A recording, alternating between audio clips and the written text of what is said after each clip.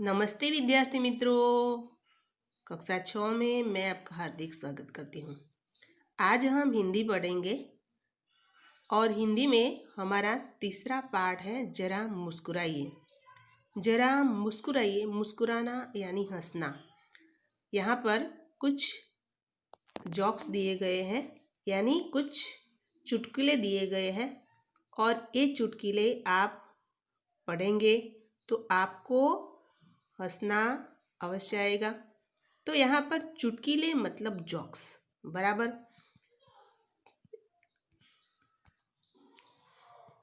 और पहेलियाँ मतलब उखाड़ा।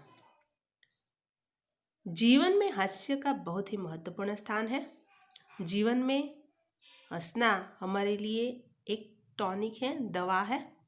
हास्य जीवन के दुख को भुलाकर नई उमंगें भर देती है। हास्य यानी हंसना हमारे जीवन में, अगर कोई दुख है उसे भुलाकर नई उमंग हमारे जीवन में भर देती है हास्य। हंसने से हमारा स्वास्थ्य अच्छा रहता है। हंसने से हमारा स्वास्थ्य एकदम तंदुरुस्त रहता है।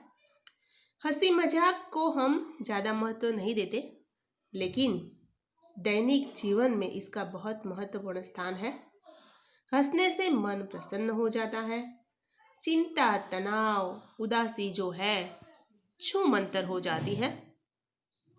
स्वस्थ रहने के लिए हास्य हमारे लिए जरूरी है। विद्यार्थी मित्रों, बड़े बड़े शहरों में लोग लाफिंग क्लब में जाते हैं। लाफिंग क्लब में जाना, वहाँ पर आपको ऐसे चुटकुले सुनाए जाते हैं, कोई ऐसा प्रसंग सुनाया जाता है जिससे आप हंसने के लिए मजबूर हो जाते हैं। जिस तरह शरीर के लिए सारे विटामिन की ज़रूरत है, इसी तरह ये जो हास्य है वो भी विटामिन का काम करती है। हंसने से हमारे पूरे शरीर को कसरत मिलती है। जैसे हंसते हैं तो हमारा शरीर रगे रग, वहाँ पर हमारा लहू पहुँचता है, ऑक्सीजन शुद्ध पहुँच जाता है। तो हमारे लिए हास्य खूब आवश्यकपूर्ण है। अब मैंने हास्य की बात बताई है, लेकिन विद्यार्थी मित्रों, आपको ये बात भी ध्यान में रखनी चाहिए कि जहाँ पर हंसना है वहाँ पर हंसना है। अगर जिस जगह पर हंसना नहीं है वहाँ पर नहीं हंसना है। मानो कि आप कोई शोक सभा में पहुँच गए और शोक सभा में एकदम सन्नाटा है। कोई व्यक्ति का इकलौता जो पुत्र है वो अकस्मात में मारा गया है। मैंने आपको पाठ पढ़ाया कि आपको हास्य हमारे जीवन में जरूरी है, और वहाँ जाकर सब लोग शोक मग्न है, एकदम सन्नाटा है, और वहाँ जाकर आप जोर जोर से हंसेंगे तो क्या होगा? आपकी धुलाई होगी। इसीलिए जहाँ हंसना है वहीं पर हंसना है, जहाँ पर नहीं हंसना वहाँ पर नहीं हंसना है, बराबर।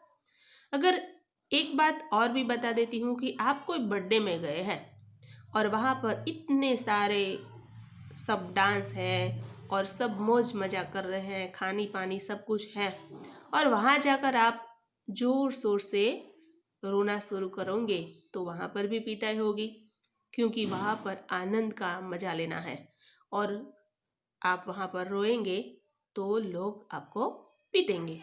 इसीलिए ये बात ध्यान में रखनी चाहिए कि जहाँ हास्य करना है, यानी जहाँ हंसने का प्रसंग है वहीं पर हंसना है। हंसने का प्रसंग न हो, हंसना न हो, वहाँ पर आप चुप रहना, बराबर।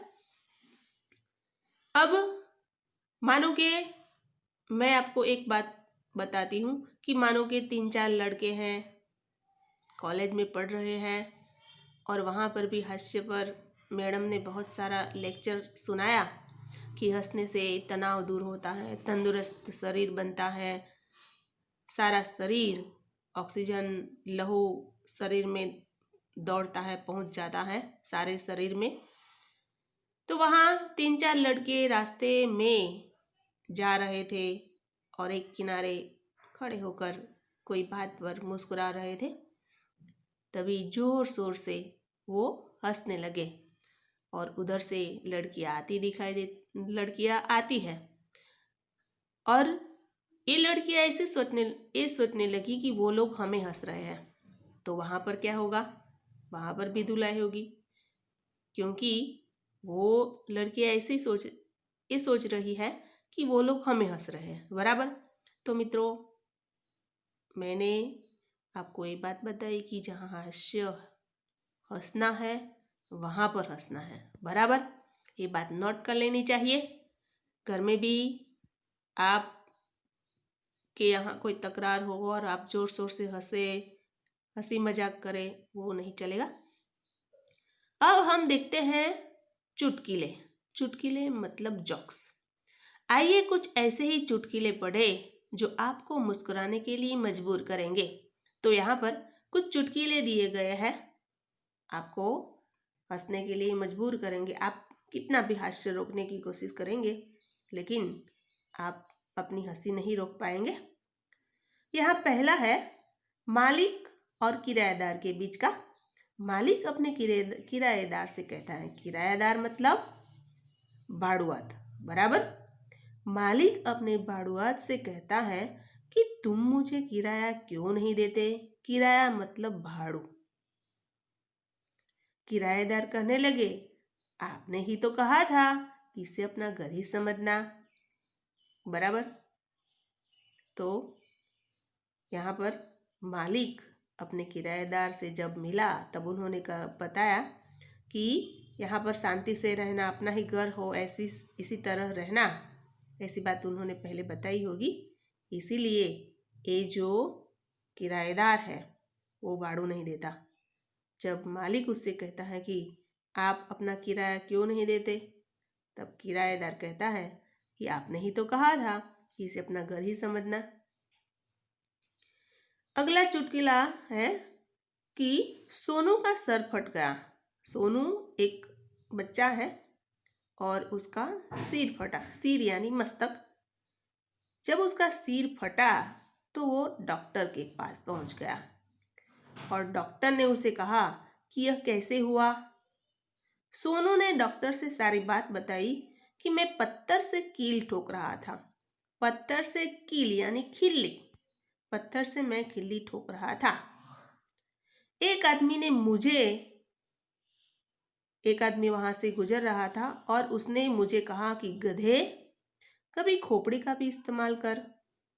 तो एक आदमी वहां से गुजर रहा था, उन्होंने कहा कि जरा खोपड़ी का तो इस्तेमाल कर, खोपड़ी यानी दिमाग का इस्तेमाल कर।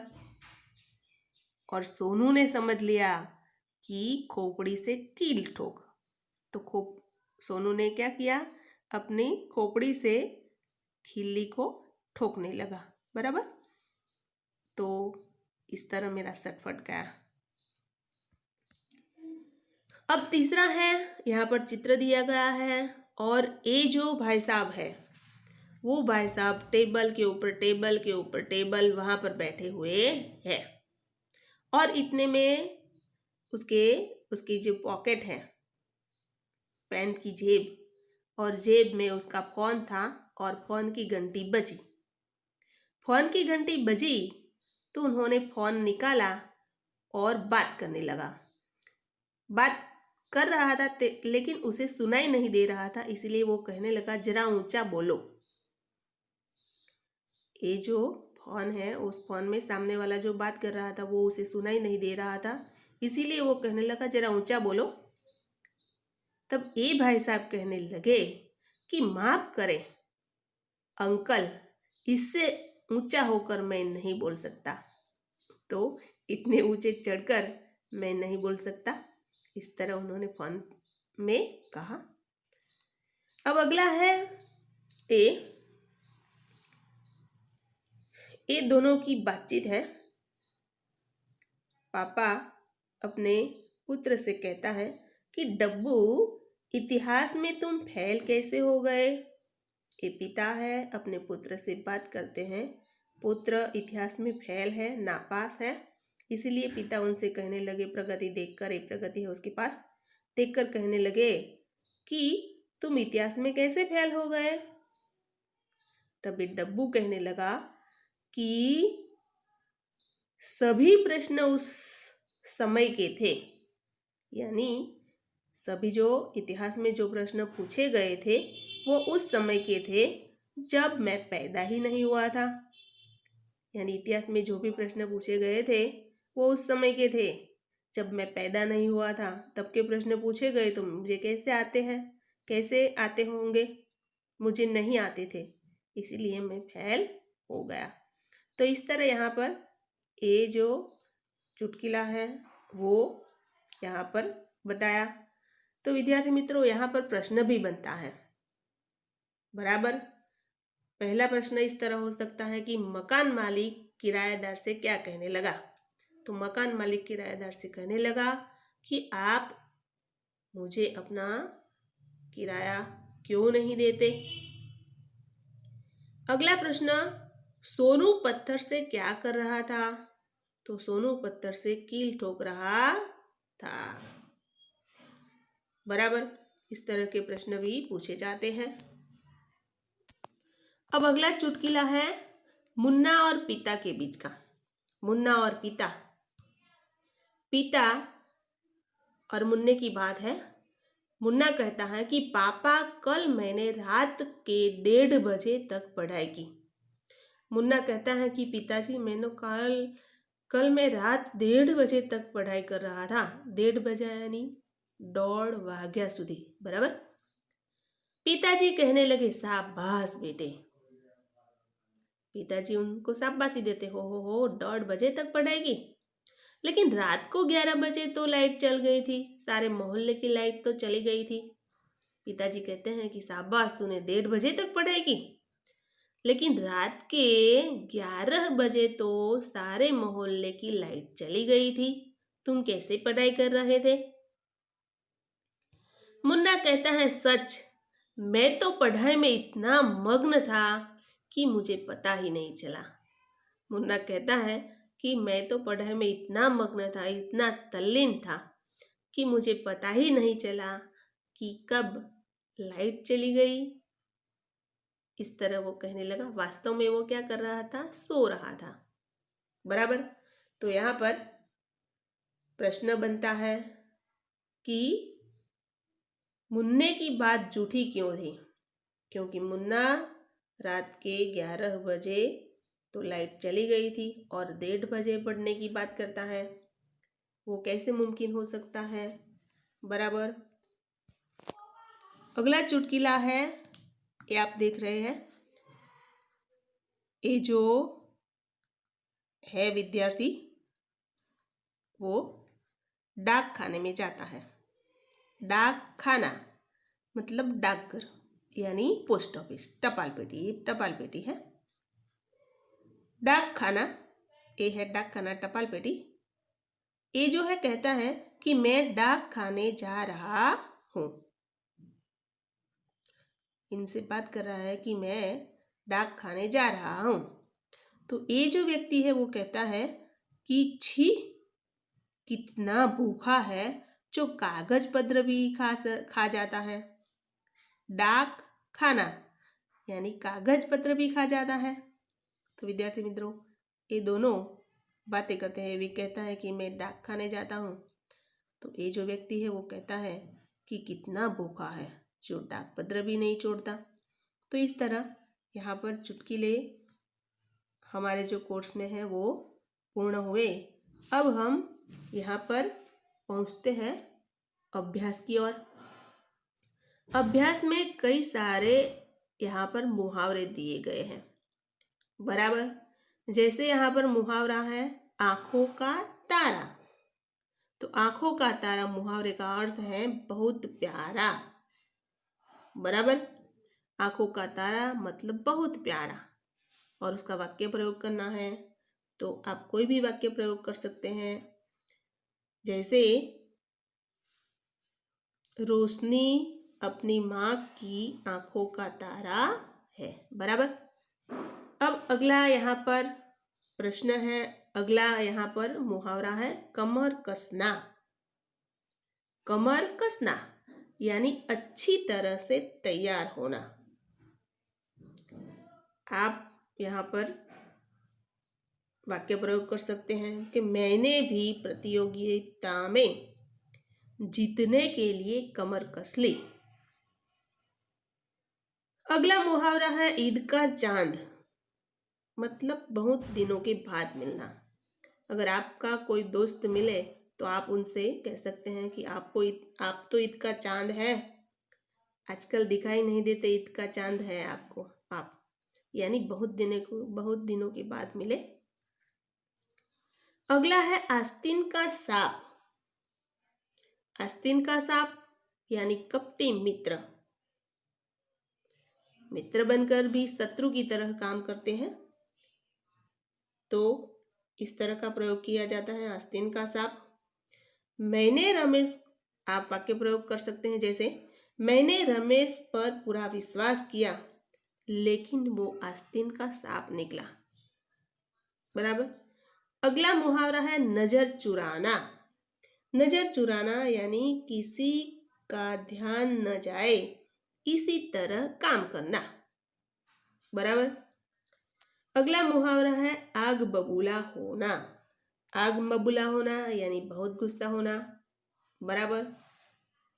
जैसे आप घर में कभी कभी आग बबूला हो जाते हैं अपने माता पिता पर, तो आग बबूला होना यानी बहुत गुस्सा होना। फिर आगे यहाँ पर प्रश्न तीसरा है, बराबर लिंग परिवर्तन। मेरे दादाजी यात्रा पर गए, दादाजी, तो आप लिंग परिवर्तन क्या करेंगे, दादी जी। यहाँ पर एक आदमी ने मुझसे कहा, आदमी का लिंग परिवर्तन क्या होगा, औरत। लेखक कहानी लिख रहा है, तो लेखक का लिंग परिवर्तन लेखिका। चौथा है मेरी मालकिन का स्वभाव बहुत अच्छा है। मालकिन, तो लिंग परिवर्तन क्या होगा, मालिक। अगला पांचवा है कि बारिश को देखकर मोर नाचने लगा। मोर का लिंग परिवर्तन क्या हुआ, मोरनी। बराबर। अगला है जंगल में शेर दहाड़ रहा है। शेर, तो शेरनी। सेठ दुकान में बैठे हैं, सेठ की जगह लिंग परिवर्तन करेंगे तो क्या होगा, सेठानी। अध्यापक पढ़ रहा है, अध्यापक की जगह आप लिंग परिवर्तन क्या करेंगे, अध्यापिका। पंडित रामायण सुनाने लगा, तो पंडित की जगह क्या होगा, लिंग परिवर्तन पंडिताइन। लड़का दुकान के पास खड़ा है, लड़का, तो लिंग परिवर्तन क्या होगा, लड़की। बराबर। यहाँ पर पहला प्रश्न है कि आप सामयिकों अखबारों में से चुटकुले पढ़िए और कक्षा में सुनाइए। बराबर। लेकिन आपको क्या करना है, आपके यहाँ जो पेपर आता है उसमें भी कई सारे चुटकुले आते हैं, तो आप अपनी जो नोटबुक है उसमें 10 चुटकुले लिखेंगे। बराबर। फिर यहाँ पर अगला जो प्रश्न है पांचवा प्रश्न है कहावत। अक्कल बढ़िया भैंस, यानी शरीर बड़ा होने की अपेक्षा अक्कल बड़ी होनी चाहिए। अक्कल यानी बुद्धि। दूसरा है आसमान से गिरा खजूर में अटका, यानी एक मुसीबत समाप्त न हुई वहां पर दूसरी मुसीबत आ जाती है, यानी एक के बाद एक विपत्ति में फंसना। तब हम ये जो कहावत है उसका इस्तेमाल करेंगे, आसमान से गिरा खजूर में अटका। तीसरा है आए थे हरिभजन को ओटन लगे कपास। ओटना यानी વીણવા, કપાસ વીણવા લાગ્યા। આયા था હરિભજન કરવા અને અહીંયા આવીને શું કરવા લાગ્યા, કપાસ વીણવા લાગ્યા। બરાબર। यानी अच्छा काम छोड़कर महत्वहीन काम में लग जाना, अच्छे काम छोड़कर महत्वहीन काम में लग जाना, ये उसका अर्थ है। अगली कहावत है जो गरजते हैं वो बरसते नहीं, तो उसका अर्थ है जो डिंग मारते हैं वो काम नहीं करते, यानी जो बातें करते रहता है वो कभी काम नहीं करता। यानी गरजते मेघ मेघ जब गरजता है तो वो बरसता नहीं। इसी तरह डिंग मारने वाले लोग कभी काम नहीं करते। अगला है जैसी करनी वैसी भरनी, यानी जो जैसा करता है उसको उसके अनुसार फल भुगतना पड़ता है। तो यहाँ पर एक कहावत है, आपको कहावत भी याद करनी है। अब हम अगले वीडियो में मिलेंगे, तब तक के लिए नमस्ते।